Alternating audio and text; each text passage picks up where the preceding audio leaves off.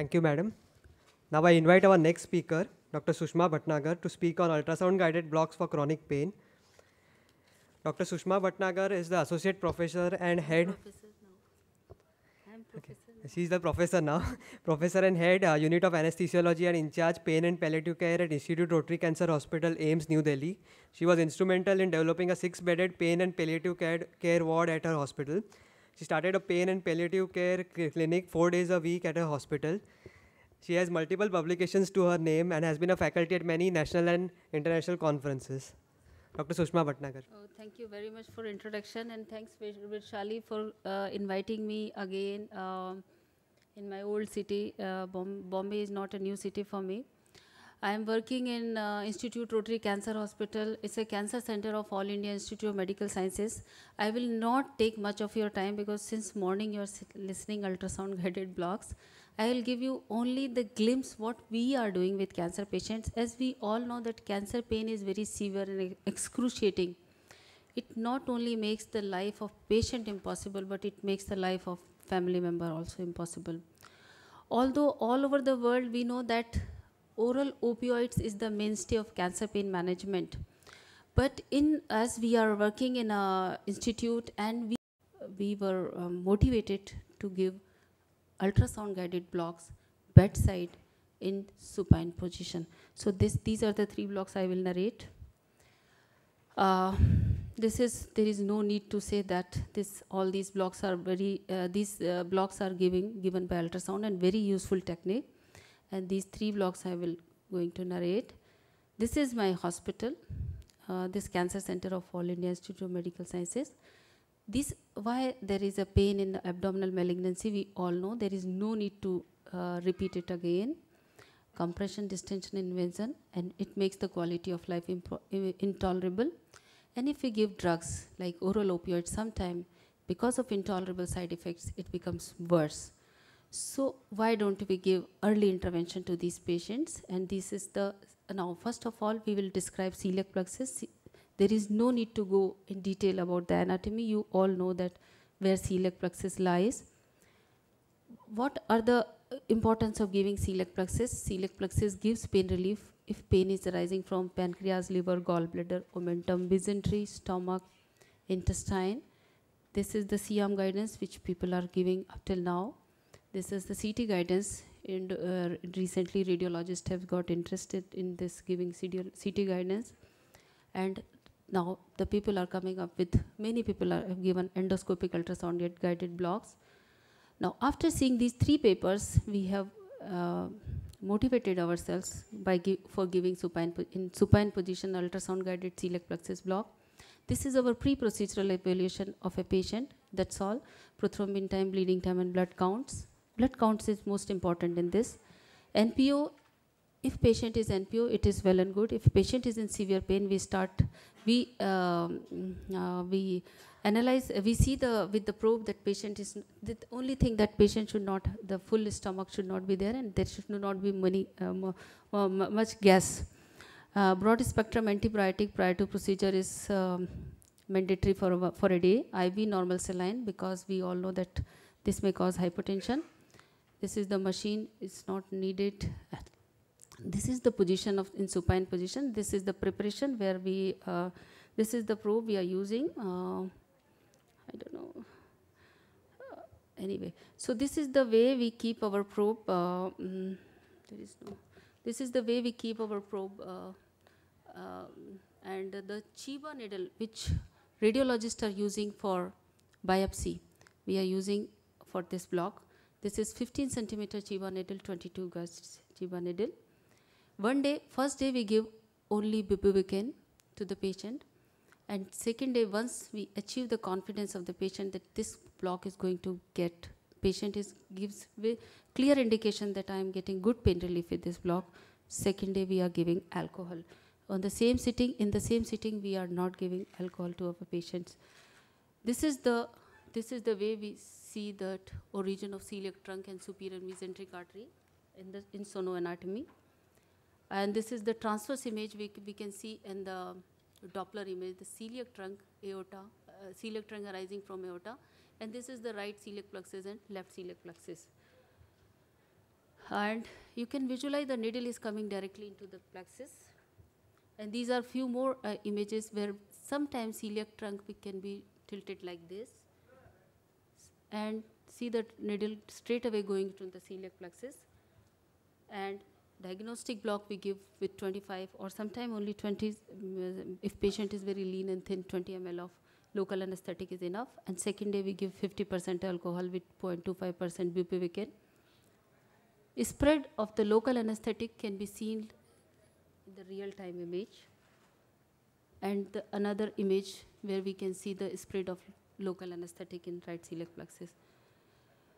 Sometimes we get failed celiac plexus block because of, by this technique, if there is a distorted anatomical relationship, if patient is having huge ascites, if there is organomegaly, tumor bulk is more, patient is obese, if there are post-radiation changes, if there are post-surgical changes, if there are peritoneal seedlings, and if there are surgical clips interference with the sonoanatomy.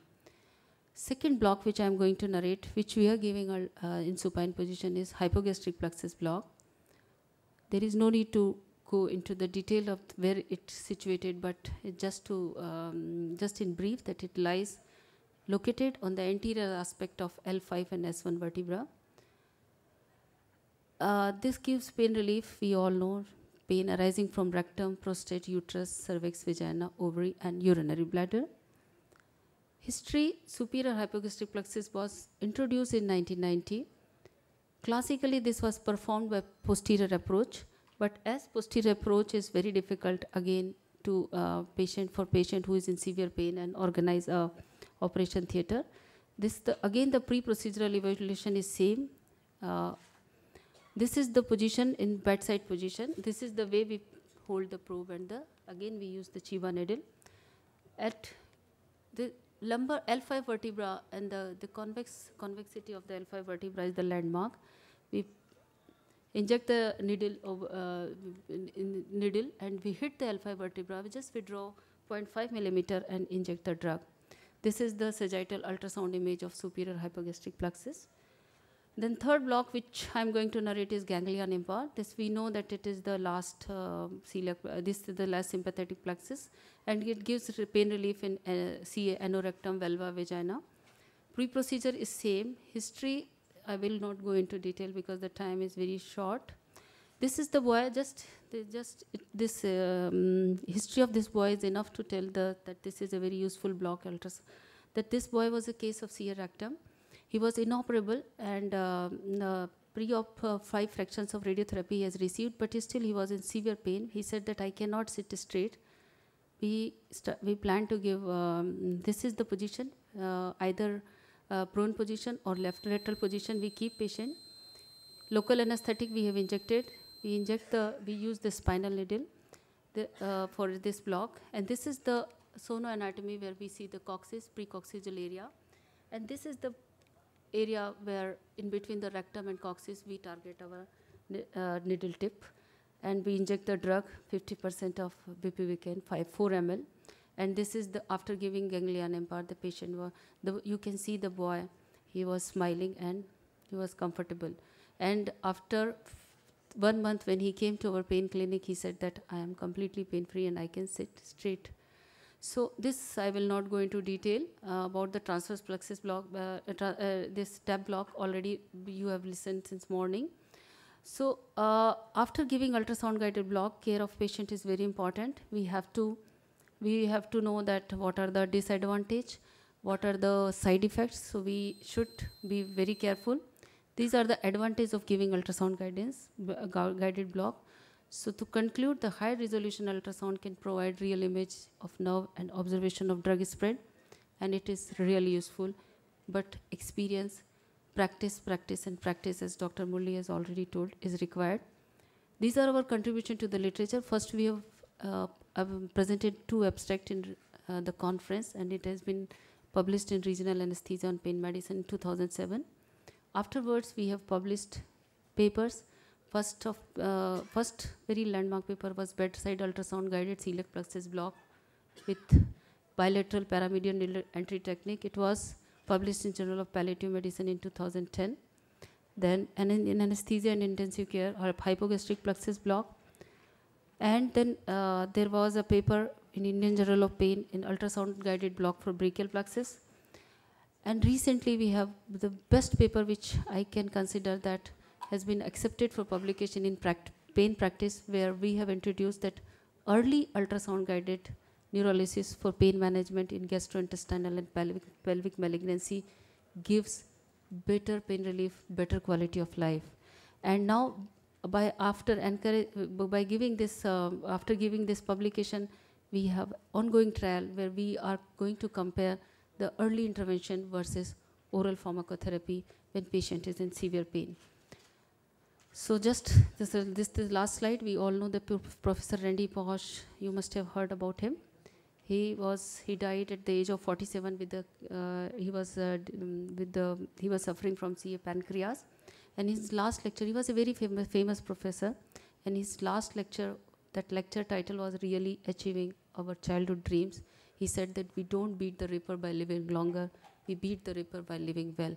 So it is very important that our patient should live well. It is not important that how long they are living. So this is my team working in All India Institute, and this is the last slide. Thank you all. After 5 also you are here to listen me, and I give thanks to my patient and my parents who have first motivated me to become a doctor, and to my patient when they get pain relief, they don't only say that I am relieved, so it gives me a professional satisfaction, but they bless me. All of you are pain physician, patient must be blessing you. Only difference is this photo has been clicked by my resident when my patient was blessing me, and you have not clicked these photographs. So many patients must be blessing you also. Thank you very much.